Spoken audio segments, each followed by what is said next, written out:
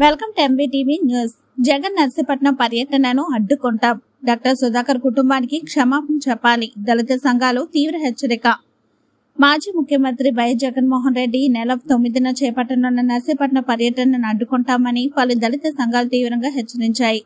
గత వైసీపీ ప్రభుత్వ హయాంలో డాక్టర్ సుధాకర్ కు జరిగిన అన్యాయంపై ఇప్పటికీ న్యాయం జరగలేదని, ఆయన మృత్యుపై వెంటనే సిబిఐ విచారణ జరపాలని వారు డిమాండ్ చేశారు.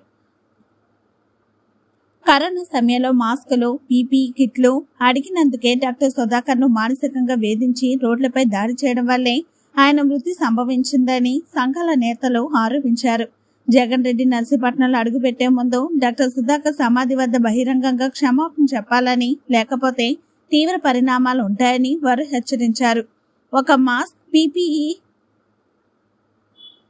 పీపీఈ కిట్ అందించలేదని వారు ఇప్పుడు నర్సీపట్నంలో మెడికల్ కాలేజ్ కడతామని చెప్పడం ప్రజలను మోసగించడమేనని విమర్శించారు. ఒక వైద్యుడి ప్రాణం కాపాడలేని వారు మెడికల్ కాలేజ్ ఎలా నిర్మిస్తారని ప్రశ్నించారు. ఈ కార్యక్రమంలో దళిత ప్రగతి ఐక్య సంఘం ఉమ్మడి విశాఖ జిల్లా అధ్యక్షుడు కొండ్రు మరిడయ్య, అనకాపల్లి జిల్లా దళిత కులాల సంక్షేమ సేవా సంఘం అధ్యక్షుడు చెట్ల చలపతిరావు, రెల్లి హక్కుల రిజర్వేషన్ పోరాట సమితి రాష్ట్ర అధ్యక్షుడు ఎర్రంశెట్టి పాపారావు, మాల మహానాడు జిల్లా కార్యదర్శి సహదేవుడు, దళిత హక్కుల పోరాట సమితి నేత కొండ్రు అప్పారావు, దళిత సేవ పరిరక్షణ సమితి జిల్లా అధ్యక్షుడు యాదగిరి దాసు తదితరులు పాల్గొన్నారు.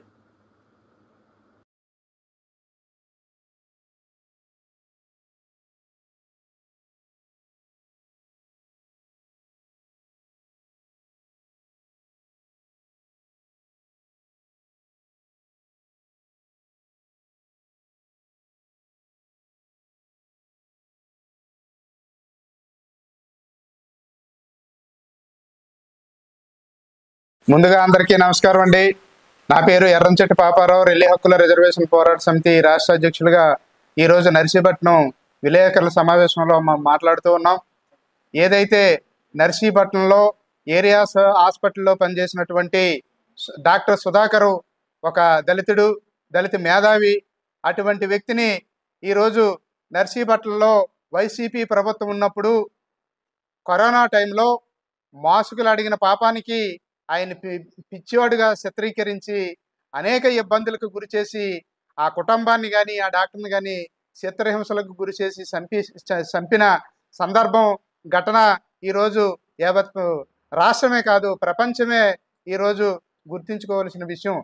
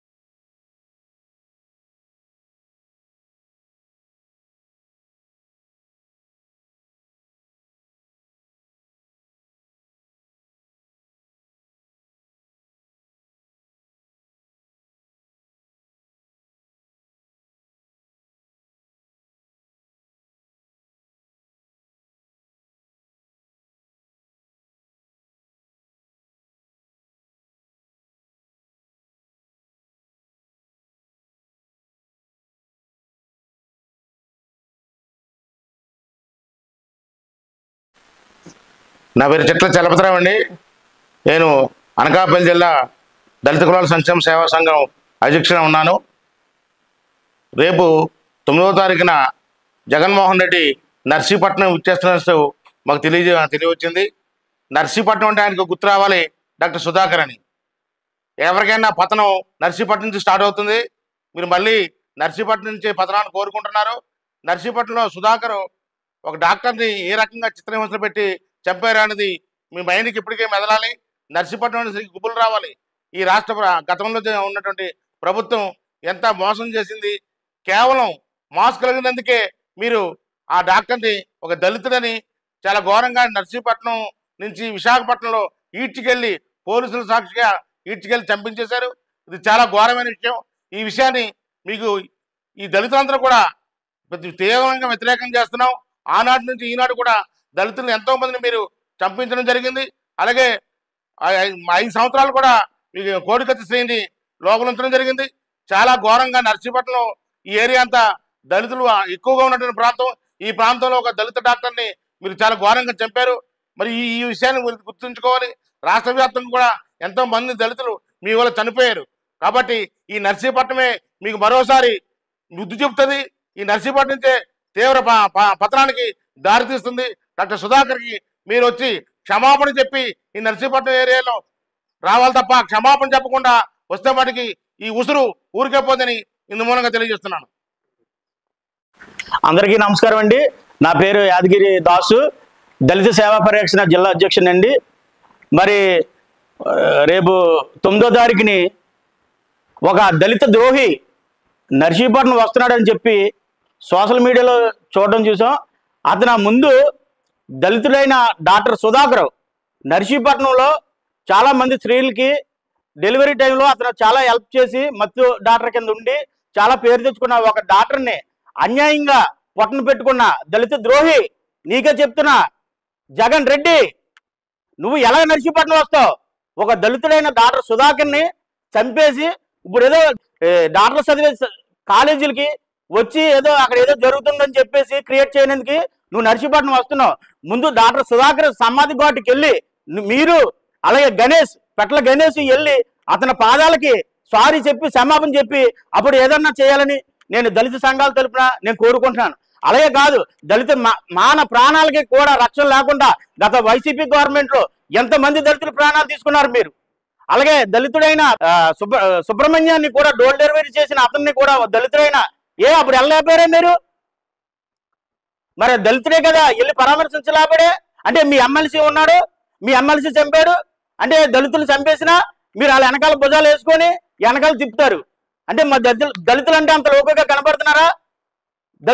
దళితుల ద్రోహి మీకే జగన్ చెప్తున్నాను. ఎలాగొస్తారు మీ నర్సీపట్నం? ఒక దళితులైన అమాయకుడు డాక్టర్ని ప్రాణాలు తీసుకొని చిత్రహింసాలు పెట్టి ఇక్కడ లోకలో ఉమాశంకర్ గణేష్ అతని హస్తం కూడా ఉంది.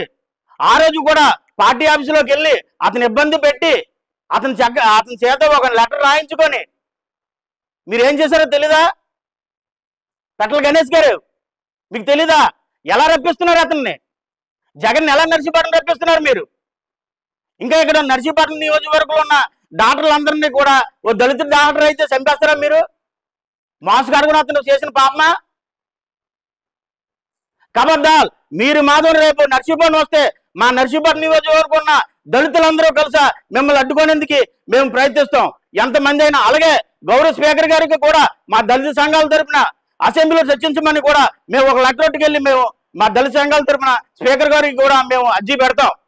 దీని గురించి కూడా డాక్టర్ సుధాకర్ గురించి కూడా అసెంబ్లీలో చర్చించాలి. అమాయకులైన డాక్టర్ని చంపారు మీరు, మీ వైసీపీ గవర్నమెంట్. జగన్ రెడ్డి ఇక్కడ ఉన్న గణేష్ను ఎలా రప్పిస్తారు మీరు? ఏ ఉద్దేశంతో రప్పిస్తారు? ఓ ఫేక్ జీవో పట్టుకొని ఇక్కడ కాలేజీ కడుతున్నామని చెప్పేసి ఇక్కడ ఉన్న లోపల ఉన్న ప్రజలందరినీ మోసం చేద్దామనా? మీరు కట్టుకున్న రిస్కొండలో కట్టుకున్న ప్యాలెస్ విలువ ఎంత? 500 కోట్లు పెట్టి కట్టించారు. ఇక్కడ పెట్టిన మీరు ఎంత పెట్టారు? ఉత్తరాంధ్రలో మీరు ఖర్చు పెట్టింది అంత మెడికల్ కాలేజీలకి 217 కోట్లు. అందులో మీ కమిషన్లు ఎంత? మీ నాయకులు తీసుకున్న కమిషన్లు ఎంత? మీ మాజీ ఎమ్మెల్యేలు తీసుకున్న కమిషన్లు ఎంత? మీకు ముట్టిన కమిషన్ ఎంత? అంటే ఒక ఫేక్ జీవోని పెట్టుకొని జనాలు మోసం చేద్దామని ఆ ఉద్దేశంతో ప్రాంతీయ విభేదాలు సృష్టిద్దామని ఈ ఉత్తరాంధ్రలో ఒక మెడికల్ కాలేజీ పెడుతున్నానని చెప్పేసి ఫేక్ జీవో తెచ్చేసి ఇక్కడ పెట్టేసి ఉత్తుత్తి మెడికల్ కాలేజీలు అన్ని కడేసి జీవోలు తెచ్చేసి మీరు ఉందా మీకు జీవో?